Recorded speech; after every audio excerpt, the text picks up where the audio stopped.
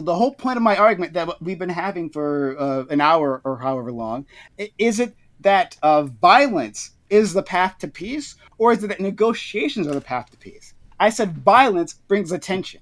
Violence has brought attention. You can agree, I hope you can, that violence has brought attention to this conflict. Who That cares? now What there does is attention care? violence brings attention to your conflict.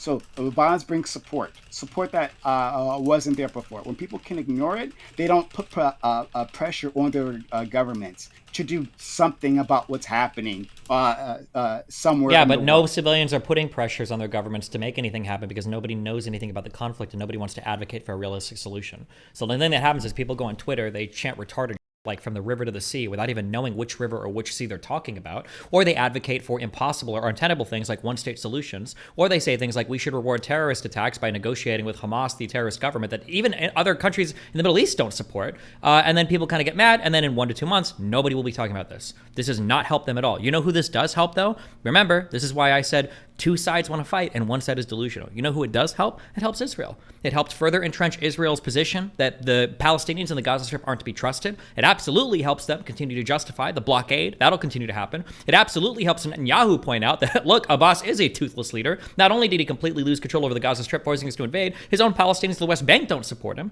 It bolstered every single strong argument that Israel could make. The settlements will continue to expand. Area C is eventually going to be annexed into Israel proper. The Gaza Strip is going to continue to be blockaded and not supported by anybody. Like, all it's doing is helping Israel, and people like you and people that are supporting quote-unquote Palestinians are tweeting meaningless phrases that don't do anything or help anything at all. So once again, we can agree that violence doesn't actually solve the issue, right? We agree on that. Then we can agree No, more that's not lightly. true. Violence can does agree solve issues. Sometimes you're just not using enough of it. That's how we solved World War II, and that's how Israel is solving the Palestinian problem right now. Yes. So then the Palestinians should just use more violence. They should. The Palestinians can't use more violence. They don't have enough. Of course. So in absence of violence, you And resort. so, So in absence of violence, you use diplomacy. The Palestinians seem to be unwilling to do that. Yes. No, they're not unwilling to do that. Like they feel whether it's rightly or wrong. Now you can argue that maybe this is incorrect. Maybe they misunderstand their own play. Maybe you can argue that. Okay, great. But they feel that they don't have a political avenue here. That Then fine. Then they can keep fighting and lose. Then that's it. It's easy. Yeah, That's super easy. Because as I said 45 minutes ago, that's what people do. When people feel that there is no political avenue, they're going to fight, even if the fight is useless, right? As it stands, Palestinians, unless some sort of monumental change happens, Palestinians will never win their struggle through violence. How do we get? What were the big pushes for civil rights in the United States? There was violence, so that's what I was trying to get to before you freaked out on me on here, right? But during the civil rights era, since the end of slavery to civil rights era, there were peaceful demonstrations. That was always part of the struggle, but there were violent uprisings. No, That's stop. the thing that happened. The violence sucks. They did nothing. That's why Malcolm X is a loser, regretted his whole path in life, and died as a loser that nobody gives a about. And it's why MLK's approach to nonviolence, that was inspired by other people around the world who used nonviolent resistance as a way of affecting their ends. That's why civil rights eventually happened. That's why we talk about Martin Luther King Jr. and not Malcolm gets shot and killed by his own fucking Nation of Islam people that he already abandoned. Steven, please agree with me louder. Please do that. Agree with me louder. What? Right?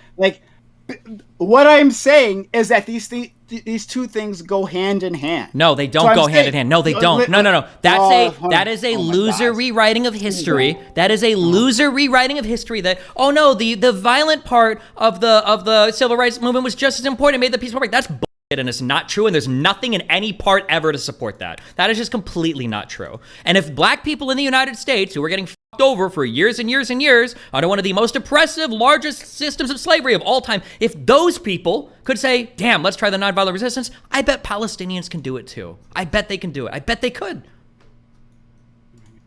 Steven.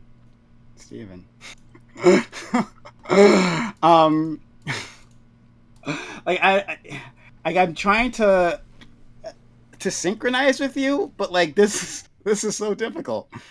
So I'm saying that there is a response to violence, right? And when people feel that the political path is closed to them, like they are looking for any response, and so this is a path. When the people feel disenfranchised, that's what fucking MLK said. When was it violence or riots is the language of the disenfranchised or something like that. I'm butchering the quote. I do apologize. Yeah, riots are the language of there. Do you know what MLK did in his marches, though? I don't know why you retards quote this thing like MLK was ever justifying riots.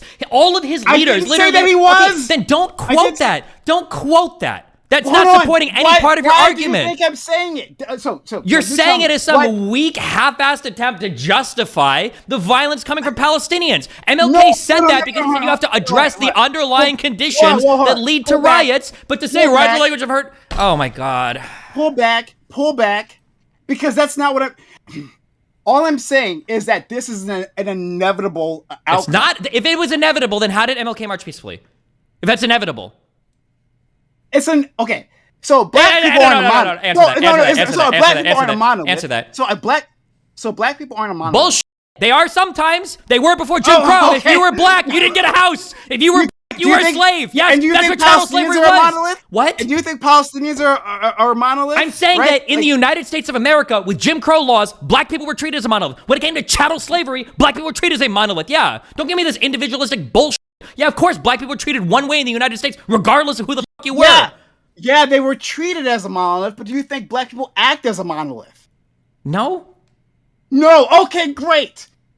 So different groups of African Americans are going to have different ways of looking at this, right? And which ones were successful? The people who negotiated. Yes, you're agreeing with me louder. I don't know how you possibly think I'm agreeing with you. Why is it that black people were able to... Why were they able to do the civil rights movement largely peacefully? Why can't Palestinians do that? It wasn't just largely peacefully. Like, I'm saying that the violence that happened, right, of those race riots, were a natural outcome when individuals feel that they don't have any other options. Yeah. That's what I'm saying. But then the leadership in the civil rights marches, like MLK, tried to prevent that. They said, we're not going to be violent. Yeah, and we're going to negotiate. And then why not have the Palestinians do that? It felt because okay, all right. Do you think that civil rights would have happened if all the black people acted like Malcolm X? No, because I've already said that.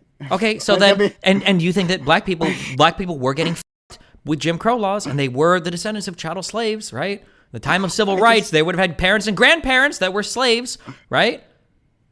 So, dude, I mean, like, so if black people could do it for civil rights, why can't Palestinians do it? I mean, reach out for people, okay, so that, So what would be the example? So like the Hamas exists, right? And let's talk about Gaza just for a second, right? To narrow it down. But Hamas exists, and Hamas is this impediment to peace. But we still have the Palestinian people, okay, right? And they haven't had an election for a long time, and so like there's the election of Hamas isn't necessarily a current democratic expression of things because they haven't had those elections, right? So within that time, have the people of Gaza sued for peace? Is that what you're asking me? The people in Gaza don't want peace. They want to fight until they get a one-state solution. Great. So yeah, that's what they were doing during the Great March of Return. Yes. Right. Like that would be like sure, that would be an example of people wanting peace. No, right? That had a lot of violent elements to it as well. Like people trying to send incendiary balloons over the walls or throwing Molotov cocktails. Okay, so you have a massive group of individuals who are peaceful, and then within this demonstration, violence happens, right? While they're being shot at. What were for the Great March of Return? What did those people want? Here's a question, Prime. Why do you think it was called the Great March of Return? What do you think that meant? Yes, because part of a peaceful solution actually might mean, right, during the negotiations, talking about, hey, like there is land that was stolen from my family. Correct. There you go. Yes. Yes. With a one-state solution. Yes.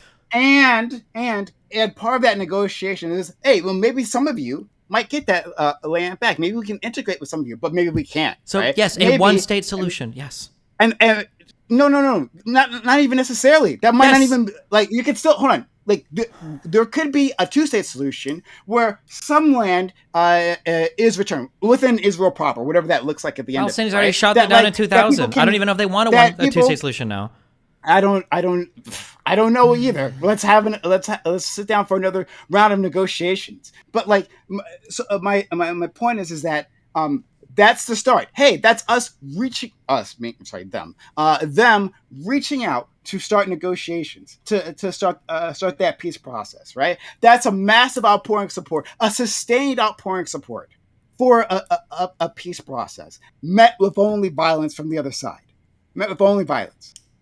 So, to say that the Palestinians don't want peace, uh, or they're like treating them again as a monolith, and that they simply don't want peace, where we don't start these negotiations. If we don't start the negotiations, yeah, people are going to want violence. That's how that works. Okay. I don't know. Yeah. I mean, one-state solution will never happen. People that advocate for it are genocidal freaks that are just encouraging Palestinians to kill themselves because it's funny to tweet about it and make fun of people for it because you don't have to suffer any of the consequences of it. But until the Palestinians have leadership that wants to push them towards a two-state solution and encourages them to spend more fuel running their hospitals and less fuel shooting random rockets into Israel that just get shut down anyway, there will never be peace for Palestinians. As long as people tweet out encouragement and stupid sayings like "from river to the sea," the people that love those sayings the most are people like Netanyahu. That is who you're supporting when you tweet stuff out like that, because perpetual conflict just allows Israel to further strengthen their military gains and encroachments into Palestinian territory and ensures that there will never be a two-state solution that has any sort of Palestinian territory belonging to Palestinians. That's all that does, and it further entrenches that position. But if you want to continue to do that, knock yourself out. I really, truly don't give a fuck, because like every other red-blooded American, you included, nobody will be talking about this in a month because we don't give a fuck about foreign affairs, and we're all going to be talking about the election. So whatever you want to do is totally fine with me.